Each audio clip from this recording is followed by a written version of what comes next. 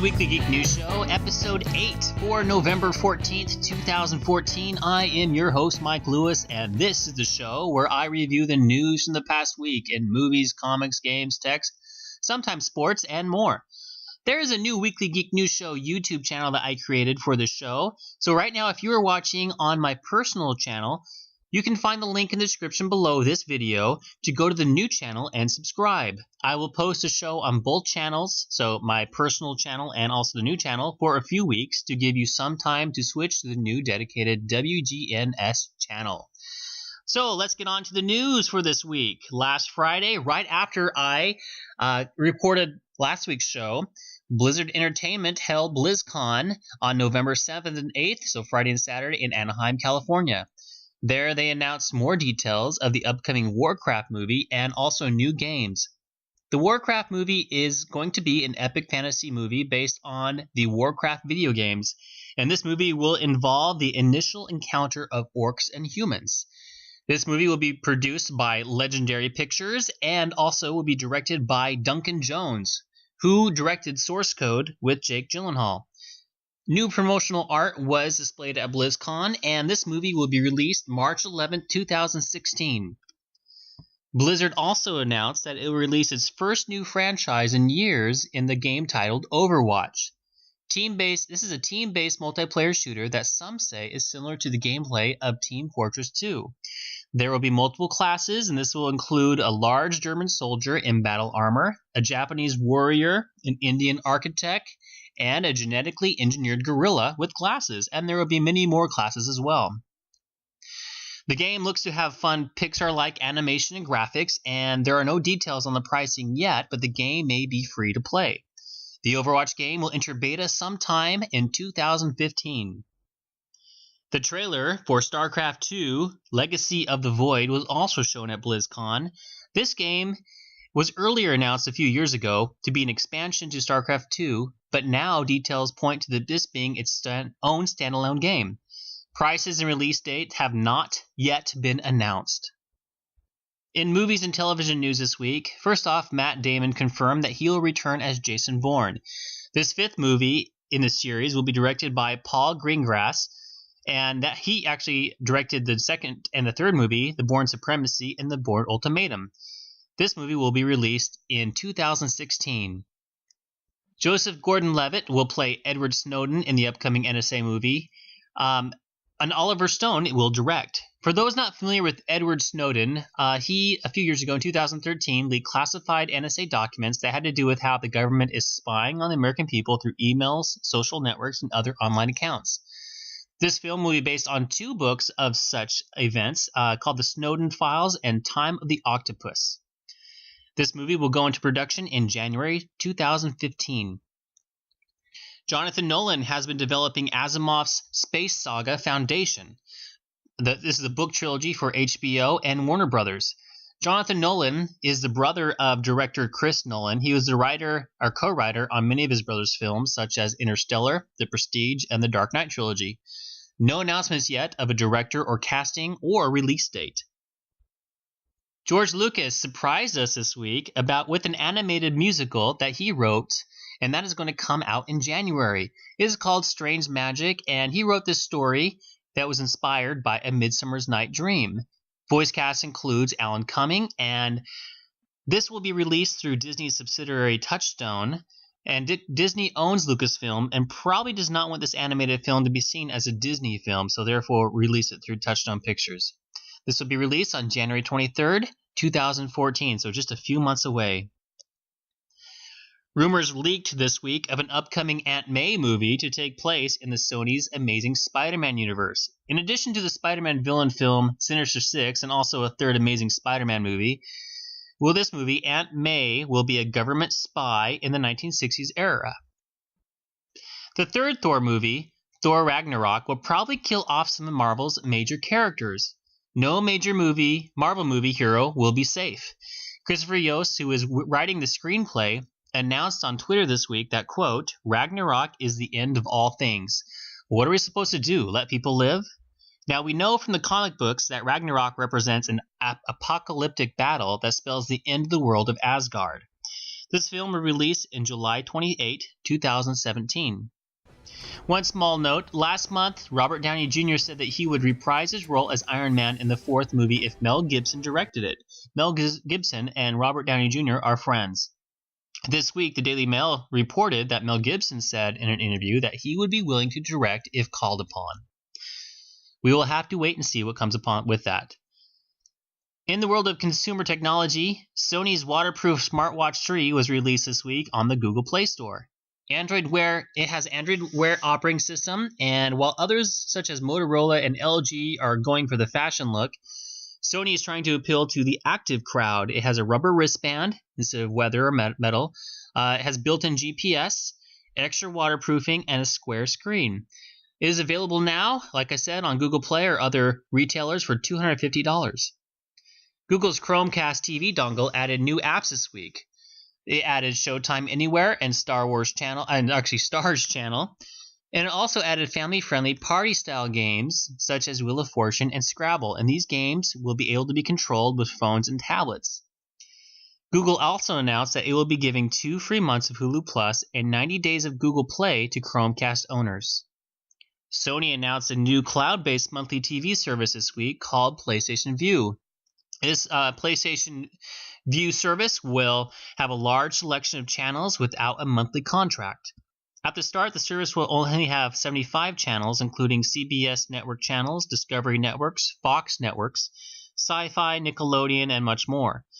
This will begin as an invite-only starting in November on the PS3 and PS4 and available next year on more platforms in 2015. No news yet on monthly pricing. In science, look out Avengers, the Pentagon wants to make a helicarrier. The Pentagon Military Technology Research Agency, known as DARPA, wants to create aircraft carriers in the sky. These carriers will carry drone planes who lack a range of larger fighter and bomber planes. This will be a flying platform to carry these drones to specific locations. This may seem far-fetched, but it is proposed that this idea could start by using C-130 planes to carry the drones, deploy the drones from the larger plane to do their work, and then return to the carrier. No word if Nick Fury and the Avengers will also be on board the carrier. The European Space Agency has landed a robotic lander on a comet this week. This lander is called the Philia, and the first images from the comet have surfaced. Philia's mission was to land successfully on the surface of the comet, which is now complete, attach itself, and transmit data from the surface about the comet's composition. There are questions about how securely the lander is attached to the surface of the comet. It has also landed in a shadowy area of the comet, which could be a problem as it uses solar power to run. For now, the ESA plans to activate one of the lander's moving instruments, which could shift it slightly to a location where it can be in the sunlight.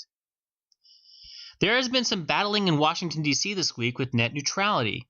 President Obama announced that he would like internet services to fall in the same category as utilities, while others argue that the market should decide the future of internet access. Net neutrality goes much deeper than this and can be confusing to some. What is net neutrality and how does it affect you? It is important, I think, for us to understand this issue, as so much of our lives are wrapped up on the internet these days. This week, I've asked a guest reporter, Corey Edwards, who is also the creator and blogger of zmonkey.org, who's a friend of mine and has worked in the tech business for a number of years. He was kind enough to report this week about the state of net neutrality. So let's listen to what he has to say and also give us what his ideas are. The fight over net neutrality pushed forward this week when President Obama announced that he would like the FCC to reclassify broadband service under Title II of the Communications Act. The FCC replied that they report to Congress, and the president could politely keep his nose out of their business. This prompted a lot of people to wonder what net neutrality is and what the heck Title II means. Unfortunately, there isn't a clear definition of net neutrality, and that's part of the problem. At its core, the question is whether internet service is more like electric service or cable TV. With electric service, you get an electric line to your home, and you can use the electricity for whatever you want. The power company can't see and doesn't care whether you've plugged in a refrigerator, a color TV, or a time portal to a new dimension. Cable TV, on the other hand, is very much curated. The cable company chooses which channels you have access to and creates bundles of them at different price points. If you want to watch ESPN but don't have the Mega Ultra package, there's really very little you can do. And heaven forbid you get caught in the middle of a price squabble between the TV network and the cable company, something New York residents experienced last year between Time Warner and CBS. The FCC tried to settle this with some fairly weak rules a few years ago, but these were struck down by the courts as being outside their jurisdiction. So now they're trying to come up with new rules, hopefully something this time that does survive a legal challenge, and there are a few options. Consumer groups and ISPs differ greatly on their opinions of the various plans. The first choice is to leave the status quo. This essentially gives ISPs broad controls over their networks, except in egregious cases, such as one where a local ISP blocked access to a competing voice-over IP provider. The FCC can't do a lot to intervene. This is obviously the one favored by ISPs. They argue that without additional revenue, they can't build out their networks to match the new demand. Consumer groups counter that the revenue requirements are likely to force out smaller providers and limit the options for end users. Companies such as Netflix could be, and have been, required to pay money in order to get more bandwidth. A second option is to change the classification to Title II, to match mobile and landline telephones. The law under Title II gives the FCC more options to write rules for ISPs, which some hope would survive the courts. ISPs contend that this would hamper their ability to innovate. Consumer groups point out that mobile phone carriers seem to be doing just fine, and even though Title II gives the FCC the ability to limit prices or services, it traditionally hasn't done so unless providers got very far out of line. FCC Chairman Wheeler also proposed what he called a hybrid approach, where backbone carriers would be subject to net neutrality rules, but so-called last-mile providers, those that bring the lines into your home, would be left alone. This provoked the ire of both sides and seems unlikely to be accepted by either. Still others contend that the best way to keep ISPs honest, but without tying their hands, is to encourage competition. A majority of consumers in the country have very few real options for high-speed internet. In many areas, there are only two or even just one. Speed demands are increasing, but the trend is ISP consolidation. The proposed merger of Comcast and Time Warner is squarely at the center of this debate. One way to get that competition back would be to deliver fiber to every home, while allowing any ISP to offer service on top of it. So while companies like Verizon started offering their Fios fiber service but have stopped expanding the network, in a few areas, city governments or local cooperatives have started running their own fiber. With an open access policy, it lowers the bar for ISPs to offer service, and people typically have 3 to 5 or more options. Large ISPs haven't taken nicely to that competition, and in 20 states have gotten laws passed prohibiting such developments. Google seems interested in pushing the matter, and a few years ago started their Google Fiber campaign in Kansas City. They have since expanded to Austin, Texas and Provo, Utah, and while they aren't an open access provider, they do seem to be opening the market up. In both Provo and Austin, local ISPs have started offering increased speeds and matching prices to Google. The FCC is hoping to encourage higher speeds since the US has been slipping behind Asian and European countries. They are hoping to release new rules before the end of the year, and undoubtedly, whatever they decide, the issue will be sorted out by the courts over the years to come. Thank you, Corey, for your help this week. Hopefully it helps some other people. Some people understand net neutrality a little bit more. You can follow Corey's work at zmonkey.org. If you want to know more about net neutrality, I recommend you listen to Tom Merritt's Tech Show. The link for today's show is below. Tom Merritt is my podcast idol, and he is the one I use as an example for this show. If you would like to contribute your own audio report to the show, write to me at weeklygeeknewsshow@gmail.com and let me know what you'd like to report on and send me a link to an audio file you have recorded. Thank you for listening and your support. You can find links to today's stories in the video description below to find out more. And don't forget, any news you would like me to cover as it comes out this next week, leave in the comments below or email me once again at weeklygeeknewsshow@gmail.com. That's weeklygeeknewsshow@gmail.com. And a new show will be available next Friday. Have a great weekend.